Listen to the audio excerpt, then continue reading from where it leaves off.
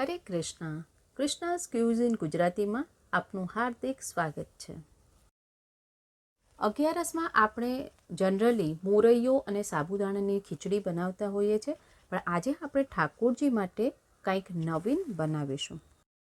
આજની આપણી જે રેસીપી છે તે છે ફરાળી મૂઠિયા, અને આ મૂઠિયા ઘરમાં રહેલી વસ્તુઓથી જ ખૂબ સરળથી બનાવી શકીએ છીએ. આ જે મૂઠિયા છે તે ઉપરથી એકદમ ક્રિસ્પી બને છે અને અંદરથી સોફ્ટ. ખૂબ ઓછા સમયમાં આ મૂઠિયા તમે બનાવી શકો છો. તો સૌપ્રથમ આપણે લઈશું પોણો કપ જેટલો મોરૈયો, જેને વરાઈ અને ભગર પણ કહેવામાં આવે છે, અને પ્રોવિઝન સ્ટોર્સમાં આસાનીથી આ મળી પણ જાય છે. એને મિક્સી જારમાં લઈ અને એને ગ્રાઇન્ડ કરી લેવાનું છે. મોરૈયાનો લોટ બિલકુલ તૈયાર છે. એને એકદમ ઝીણો દળી લેવાનો છે આ રીતે. હવે તેને સાઈડમાં લઈ લઈએ.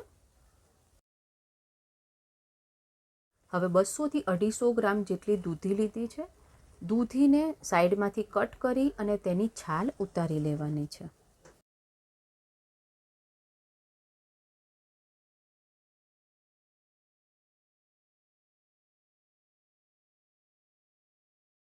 જે નાના કાણાવાળી છીણી આવે છે તેના ઉપયોગથી આપણે દૂધીને છીણી લઈશું.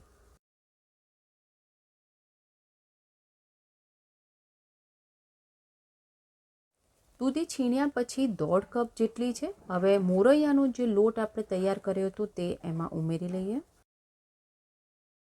પોણો કપ જેટલો રાજગરાનો લોટ,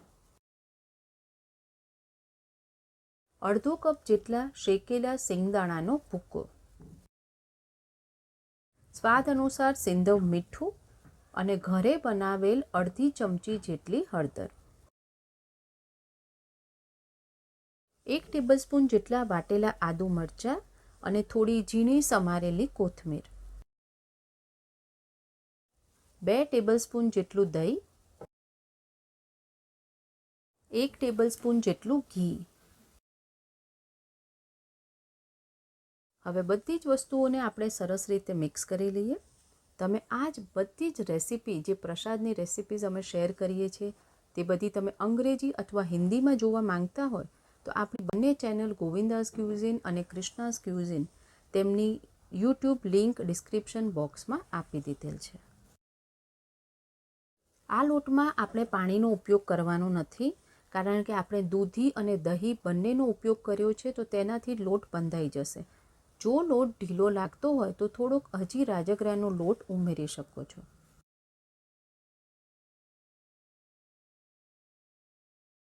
લોટ બંધાઈને બિલકુલ તૈયાર છે. એકદમ સખત પણ નથી અને એકદમ નરમ પણ નથી. હવે હાથ ઉપર થોડું તેલ લગાવી લઈએ અને આમાંથી નાના નાના સાઈઝના મૂઠિયા બનાવવાના છે.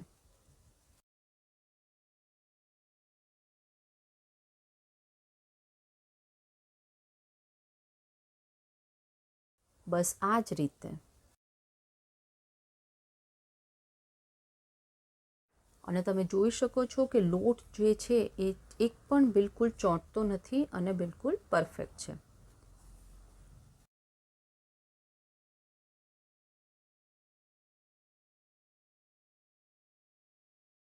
અહીંયા આપણે બાફવા માટે આ એક સ્ટીમિંગ પ્લેટ લીધી છે અને તેને આપણે તેલથી ગ્રીસ કરી લીધેલ છે. હવે આપણે તેને બાફી લઈએ. સ્ટીમ કરવા માટે પાણીનું આંધણ આપણે પહેલાં જ ચડાવી દીધું છે. હવે પ્લેટને મૂકી દઈએ અને તેને 20 મિનિટ માટે મીડિયમ ફ્લેમ પર આપણે સ્ટીમ કરી લેવાના છે. 20 મિનિટ બાદ આપણે ચેક કરી લઈએ. મૂઠિયા જે છે એ સરસ રીતે બફાઈ ગયા છે. હવે તેને બહાર કાઢી અને એકદમ ઠંડા કરી લેવાના છે. 20 મિનિટ થઈ ગઈ છે. મૂઠિયા ઠંડા થઈ ગયા છે. આ સાઈઝમાં નાના બનાવેલ છે એટલે કટ કરવાની જરૂર નથી. હવે તેનો વઘાર કરવા માટે 2 ટેબલસ્પૂન જેટલું ઘી ગરમ કરી લેવાનું છે. 1 ચમચી જેટલું જીરું લઈએ. 2 થી 3 ઝીણા સમારેલા લીલા મરચાં અને થોડા મીઠા લીમડાના પાન. હવે બધા મૂઠિયા આપણે એમાં ઉમેરી લઈએ અને ધીમો જ ગેસ રાખવાનો છે.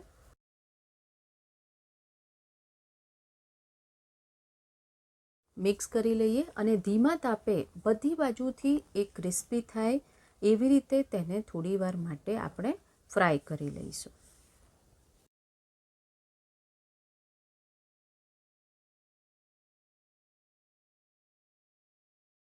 તમે જોઈ શકો છો કે ધીરે ધીરે તે ક્રિસ્પી થઈ રહ્યા છે અને આવી જ રીતે બધી બાજુથી આપણે તેને ક્રિસ્પી કરી લઈએ.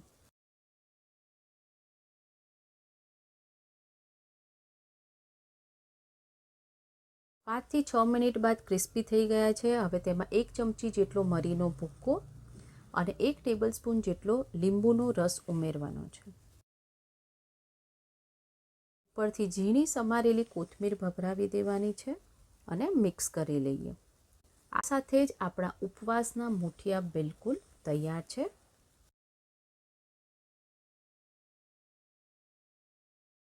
સ્ટવને બંધ કરી લઈએ. અહીંયા આપણે ફરાળી જે લીલી ચટણી છે તેની સાથે સર્વ કરી રહ્યા છે. તમે ઈચ્છો તો તેને બીજી ચટણી સાથે પણ સર્વ કરી શકો છો. તુલસીપત્ર પધરાવીને ઠાકોરજીને ભોગ અર્પણ કરીએ. ઠાકોરજીને ભોગ લગાવી દીધેલ છે. રેસીપી પસંદ આવી હોય તો બનાવીને ઠાકોરજીને ભોગ અર્પણ કરો અને પ્રસાદના રૂપમાં ગ્રહણ કરવી. જો આવી જ પ્રસાદની રેસિપીઝ તમને પસંદ આવતી હોય તો લાઇક, શેર, સબસ્ક્રાઈબ કરો અને બાજુમાં આપેલા બેલ આઇકોન પર ક્લિક કરો જેથી પ્રસાદની રેસિપીઝ તમને મળતી રહે. હંમેશા જપીએ હરે કૃષ્ણ, કૃષ્ણ કૃષ્ણ, હરે હરે, હરે રામ, રામ રામ, હરે હરે.